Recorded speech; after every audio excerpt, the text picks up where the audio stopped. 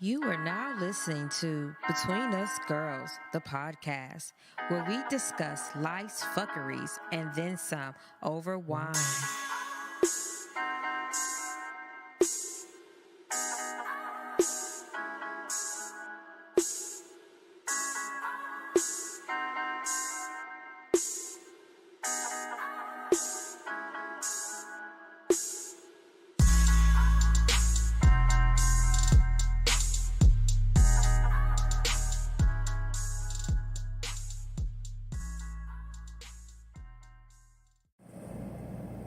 Hey, welcome to our show. This is Michelle, and this is Between Us Girls. So you're going to notice some changes with the show. This is not the easiest thing for me to talk about because, it's like when anything changes, change is tough. So Danielle and Sharonda won't be on the show anymore. It will be just me and various guests. You'll probably hear from them again, actually. But just the original format that we had, we won't have that anymore. So you might notice that you won't see them, number one. But also that there's going to be some rebranding. So what I hope from you guys is that you'll stay and listen to the show still. If you don't, well, then it's been a pleasure sharing with you. And that's really all I want to say about that. But I do have a couple of guests today. I have Rashida Fleming and Troy Rich from the Little Man Investment Group. And they're going to talk to us about their new endeavor, Financial Leadership Center. And this is going to be a great conversation. You guys are going to learn a lot. And I really hope that those of you who are interested in learning more about financial literacy and financial health and wellness will stay to enjoy the show. So let's get into it. So welcome, guys. Why don't you guys tell me a little bit about yourselves and just share with the listeners how you got started in this business and maybe what you did before if you transition. But first, I want to know what both of y'all's zodiac sign is so that I can properly stereotype you. So I'm a Libra. Okay, my son's a Libra. I'm a Gemini. All right, the twins. Okay. Mm-hmm. Well, thank you so much for coming on. And like I said, just tell the listeners a little bit about yourselves. So I have been in the real estate industry for a little bit over 13 years now. I started off with tax liens, and then from tax liens, I started doing short sales. And then from there, I started wholesaling, doing subject twos and fix and flips, and started building homes. And now me and Troy actually own a real estate investment trust company. Okay, and what's the name of that company? It's the Little Man Investment Group. Okay, So it's awesome. the Little Man Investment Group REIT. Okay. So my name is Troy Rich. I'm originally from Oklahoma, and I moved to Houston to pursue my some further education. And I graduated with in architecture. I have a master's in architecture and a bachelor's in science. I practice architecture since 2012. I do a majority of QSRs, which is fast food restaurants, as well as plazas and Marriott hotels. Through that, I was recognized by Forbes. So I'm a part of Forbes Business Council. And then from there, I kind of filtered some of my earnings or my money to real estate. After someone being educated through Rashida, she kind of advised or instructed me that, the best way to invest is, obviously through real estate, because prior I was less educated.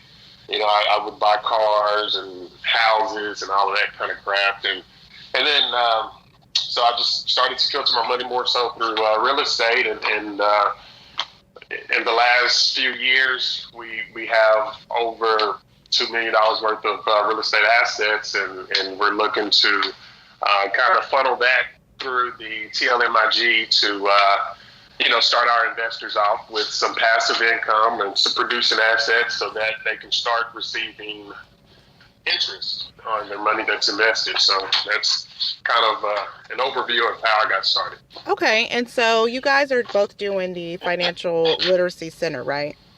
Right. Yes. Okay, so why don't you guys explain to the listeners first how they can join you guys, and then tell a little bit about this $250,000 thing that you guys are doing. So the Financial Leadership Center actually came about because of our investment firm. So what happens is that we feel like even though we have a platform for people to start investing into once we become regulated through the SEC, we decided to have a organization that will allow them to be educated first on investment tools and different things that they can actually use. So with that, once they become an actual member, and when I say member, it's basically saying they come in, they sit down as a student, get educated financially on investments, on small businesses, on their personal endeavors and things of that nature, how they want to manage their money and find their own roadmap and things that they want to do with their financials. Once they establish that, they become a lifelong member. So it's only a one-time fee. You become a member with us for life, and what that gives you, that allows you to actually enter into our $250,000 giveaway. And what we'll do is, as we're traveling from state to state, they only have to do 4 steps. And that 4 steps is to follow us on Instagram. Make sure they take a picture once they're at the class showing that they were physically there. And they have to fill out this form that we have online. And once they complete all 3 or 4 steps, then that's when they're going to be entered into that $25 million giveaway. So $250,000, the $250,000 giveaway that will allow them to use that money, and everything that we taught them inside of that class, it will allow them to use that money the right way, whether they want to reinvest it and make more money, or if they wanted to pay off any debt that they have. It just all depends, because everybody has a different roadmap. So depending on whatever roadmap that they're trying to pursue, that money will allow them to help them to grow financially. Well, I think I'm going to sign up. Well, and I'm saying that because, I think most people have a poor understanding of financial literacy. I mean, that's why it's so important for people like you and Troy, because for myself, I mean, now I'm 35 and I have 2 kids, and I'm like, well, I don't have anything. You know what I mean? I haven't really built anything. So, like, one of the questions that some of my listeners had actually was, what is the best investment platform for beginners? Like, how do we get started? And I think something like the Financial Leadership Center is really good because it gives people a platform. But, like, let's say if somebody doesn't have access to something like that, what's another way for them to get started, you think? I just feel like they should start doing a lot of research. To be honest, I truly don't feel no one should really invest until they know what they're getting themselves into. Mm-hmm. So I just feel like in order to really start diving in and getting into the actual in-depth of the goal that they're trying to reach, why not educate yourself and figure out which roadmap should I take before you start jumping into these different pots and start losing your money. You have to understand where you're going first, what type of goal, whether you're trying to get a home, whether you're trying to get passive income. You need to know what aspects to take. You need to know which roadmap to go to in order to reach that next goal before you start making those decisions. And that's where a lot of people mess up at. That's why I just feel like education is key. Definitely. We even have it to where our program will literally show you how to create generational wealth, mm-hmm. and what that looks like, and how to educate your kids and your grandchildren and things of that nature to actually have a full understanding on how that actually looks like and how to develop it. You have to start off with a good, solid foundation in order to maintain how to do compounding interest, how to manage your debt, how to do a financial planning for yourself, retirement plans and things of that nature. So that's just the goal that I would say. I think that was actually going to be one of my questions was, okay, well, let me start here. So what do you think well, not what do you think, but why do you think they don't teach us as we're coming up? I feel like in schools, of course, that's not their responsibility necessarily, but we don't really get any of that information because we're not getting it at home either. So, well, you really have to look at it from a broader standpoint. If everybody knew how to grow money, how to invest wisely, how to secure what they've already worked for, as an example, how does that affect the economy? So that would really have a big impact as far as the direction of the economy, because everybody would live in this hold status in comparison into a spending stage, I guess. So it's really structured for a lot of people. Like, for example, generational wealth has been established generations after generations after generations. So you get a lot of us who come up and we see how people save, how people invest, but then we quite don't understand how to grow the money. Right. As far as making money, anybody can make money, but it's how do you grow your money? That's kind of the mystery. That's one of the keys, and that's one of the problems that most of us are facing now. So by coming to the class, we teach people how to save their money wisely while receiving compounding interest, so maximizing the interest that's being earned on the money that's being saved. So that's one of the biggest points that we want to get across, because you should never be penalized for placing your money in an institute that's using your money for investment purposes. Right. So it's really all about retraining the mind and how you think about money, because if you're okay with somebody charging you to hold your money, your whole concept of money is not correct. Right. So first, it's reprogramming the mind to understand how money works and how you should make it benefit for you as an individual. And then from there is planning for, the next generation, or, whatever your goals are. But my goals is family generational wealth. So, I'm all about building for my children and for their children. And then obviously, doing stuff for myself, but then you have to have a plan. Without a plan, there's no goal. There's no end goal. So it's very important to understand how money works, how you can make money from money, and then you would use that money that your money makes to use towards, whatever you want to use it towards, versus work hard for money, spend that money. Now you're having to go back from square one and work hard again.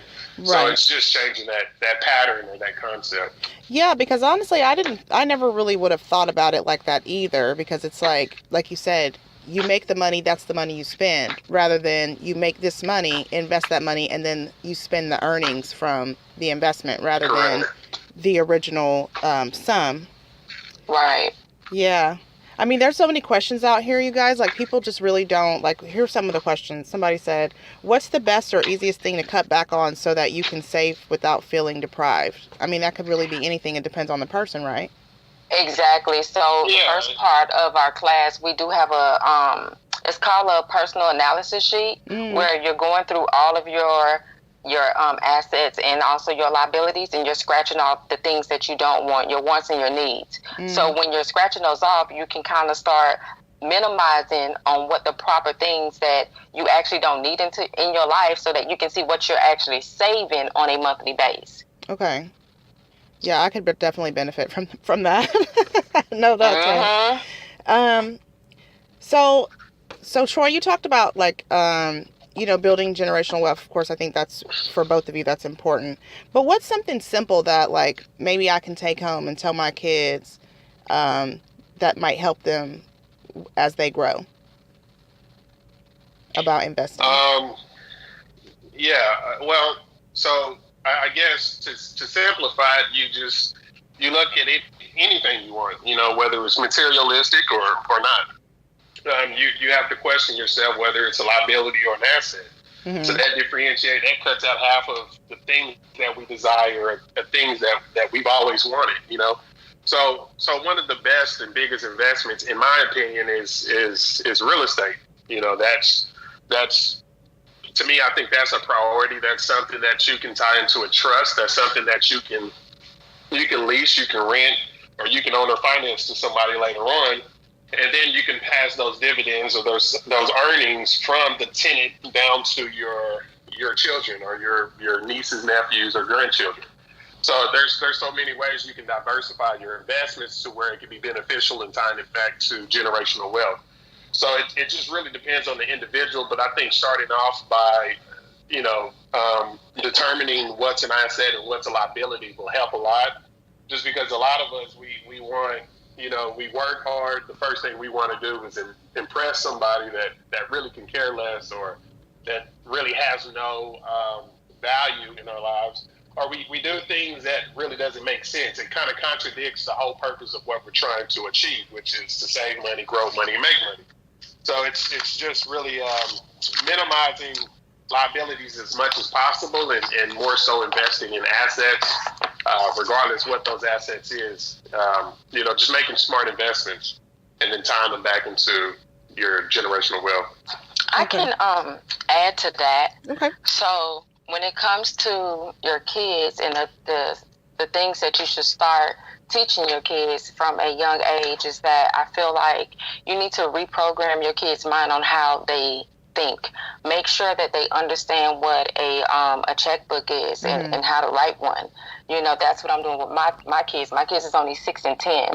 Yeah. From that, I also have them reading a book called Rich Dad Poor Dad for teens. Okay. They're not teenagers yet, but when they start reading those things and getting their mind familiar with the words and the proper things that they're going to use, they're going to start asking mom and dad, well, what does this mean? What does that mean? Also let them open up, like for the summer, what is it called? Like those little candy stores or those lemonade stands. Yeah, like so something that they can kind of... Right. You want to start showing them the different ways on how money actually is progress through transactions. Okay. So they can actually get a full understanding on what that is and how to save. So whatever money that they make from that lemonade stand or things of that nature, that you can then take that money and put it into an account that earns compounding interest and show them what they're actually making and show them the difference between something that's making less than 3% or something that's making more than 5% on their investment. So you just have to show them the different ways of how to invest so that they can understand the proper ways of money. Also give them a gift certificate, not a gift certificate, but like a card that you can put money onto. Because that's what my son is only 10, but he actually has a card that I can add money onto where he's able to swipe for things that he wants at the store, whether if he's buying little games on his little PS system or whatever the case may be. But I'm allowing him to spend money and showing him that the more you spend, the less you're going to have. But right. So that when he's older, he's not making the same mistakes when he was younger. Because now he already has the mindset to say, okay, I knew when I was young, I know for a fact that I didn't have enough money to get X, Y, and Z. So now that I'm older, I'm more stable and actually understand the difference. So once you start programming their mind when they're younger, they can then understand what they need to do as an adult. That's great. I really like that. My daughter is 6, and so every time she wants to do something, she's like, well, you can just use your card. I'm like, but see, the card just has the same money on it that I just told you. Whatever my budget is. Absolutely. It can be like one of those little small gift cards that you can just add money onto.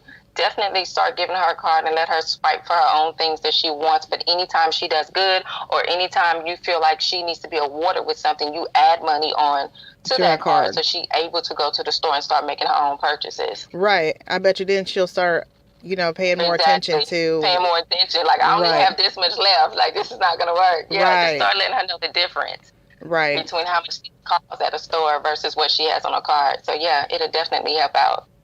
Okay, so let me ask you guys a question about something that I saw on social media this morning. So I guess somebody posted on Twitter. She said, Black professionals hate being told that they have no wealth.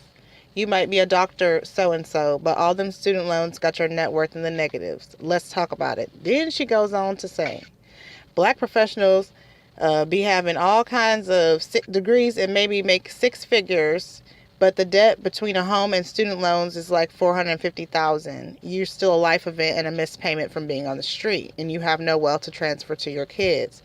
Do you think there's any truth to what she's saying? Absolutely, I do. Yeah, but I don't think it's limited to just Black. Yeah, absolutely. I think it's kind of spread it out across the board, and it's I think we're so hard we're quick to define us, especially as this.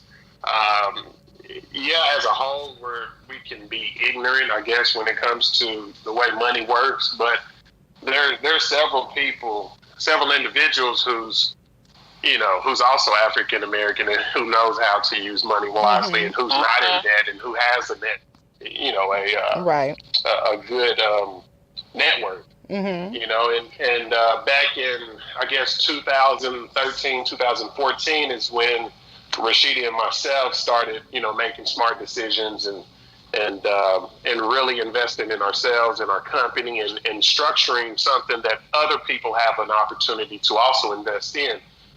Like, for example, during Harvey, I've went through that whole stage of, spending money just ignorantly. I've had Bentleys, I've had, I've had all kinds of stuff. So, but during Harvey, I've lost it all too. So, by me losing it all, I had that ability to sit back and really, really value what's important and what's not. And from then I was able to, assess my situation and start fresh and rebuild.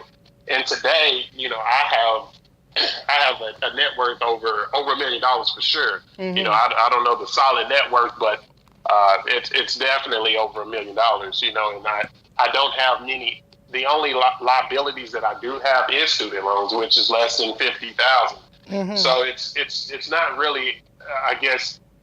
It's really based on the individual and just learning and figuring out and understanding how financial education, how it works with you as an individual is what it boils down to, and just making it work with you. So that's something that we teach in our class, and we teach it to people with a diversified background. So it doesn't matter where you come from. Right. I mean, Rashida has a unique background. I have a unique background, but we made it work. So.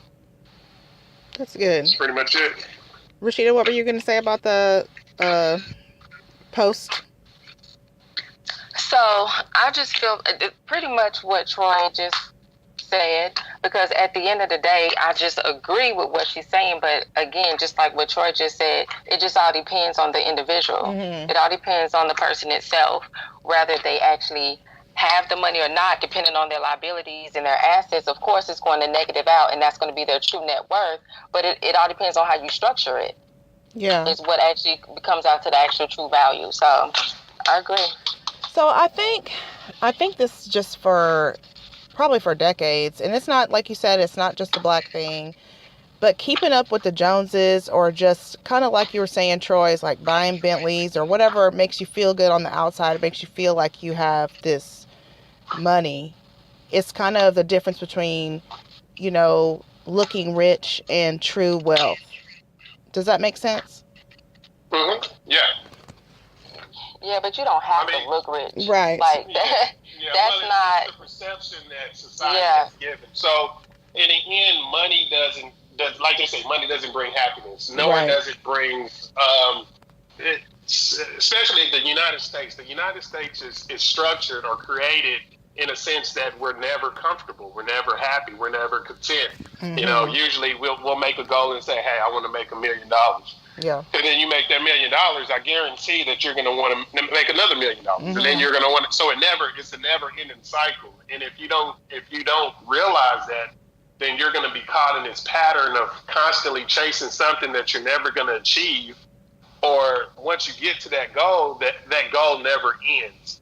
So you really have to have a solid understanding as far as what you want for you as an individual, and then train that money or invest that money in the sense that it grows on its own. You're not constantly on this go, go, go. Right. And then there's really no peace or happiness. And then you kind of prioritize the money over family, friends, things that's really more important. Right. So it's just really learning how money works without really investing 24 hours a day into trying to make money. Right, and make sure you have different streams. Yeah. So not just one, aspect of stream versus your 9 to 5, but you need to be doing other things too to kind of generate that income. What would you say to people who are ready to throw away their 9 to 5? Oh gosh. before you throw away, he's talking about just throw it away. Troy's so silly. Before you throw away your 9 to 5, I just really feel like you should understand and structure yourself the right way so that you can understand where your next revenue is going to actually come from first. So you want to make sure you have a solid foundation before you just up and just say, okay, I'm just ready to leave. Because what happens is when you throw that away and you have nothing else to suffice what you were making, you have to actually be willing and able to sacrifice everything else. If you have kids, you have to be willing to move in with someone else, right? And make sure that your pride doesn't get in the way. You have to be willing to say, okay, I am going to go all into my business, and you have to be like on time. You have to be steady with what you're doing and be committed to what you're doing. Because if not, you're going to end up in a poorhouse. Yeah. And no one wants to live on the street. No one wants to be living in a shelter. No one wants to be in that spectrum, especially if you have kids. So you just want to make sure that you have a solid foundation before you start making those moves, or partner up with someone that can actually help you make the moves that you want to make. Right. Okay, I feel that. So let me ask you guys this last question. What is the most important thing you ever learned, like in your whole life, the thing that went and kind of changed everything for you? Oh, wow. The most important thing that I have learned is when I had a death situation for me. So it was me giving birth to my second child, and I actually ended up in a coma. Oh, no. But what I learned from that through business is that I was actually growing my business at the time. And when I was growing my business, I lost everything. And one thing that I did learn from that is make sure that you have a solid team. When you work alone, it takes 10 times harder. But when you work as a group or a team, you're 10 times stronger. So make sure that you have like-minded people around you. Make sure that you have a solid team that can actually help you grow to your future that you're trying to create for yourself. I like that. Troy? I guess the most important thing that I've learned was to not be afraid to take risks and to take chances. You know, follow your heart, your desire. Never allow the materialistic things to stray you away, and stay grounded. You know, most importantly. Okay. So tell everybody how to find you guys so that they can sign up for the Financial Leadership Center. So they can definitely go to Financial Leadership Center on Instagram and also on Facebook. But on Instagram, if they click the link in the bio, all they have to do is click on Bootcamp and just find the nearest city to you. And if we're not in your city, just click on Choose Your City and type in whatever city you'd like for us to come to, and we'll see you there. Okay. So are you guys going to be back here in Houston? Yes. Actually, we should be having our Houston class is in June 21st or the 22nd. It's one of those days. Okay, cool. I think I'll love to come and meet you guys in person and just experience absolutely. It. Absolutely. Yep, sounds good. All right. Well, any last words for the people? Just peace, love, and prosperity. Amen. Okay, so that was today's show. I hope you guys learned a lot about financial literacy and that you're excited about the Financial Leadership Center, because I'm actually excited about it. I think I'm going to sign up for it.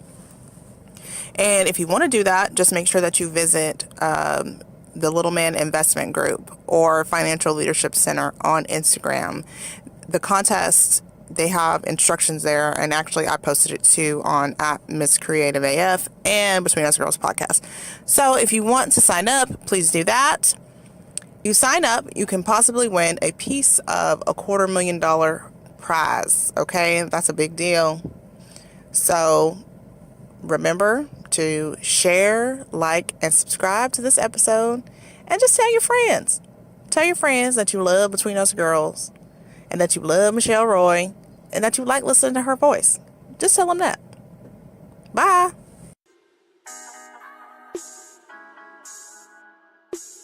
Thank you for joining us on Between Us Girls.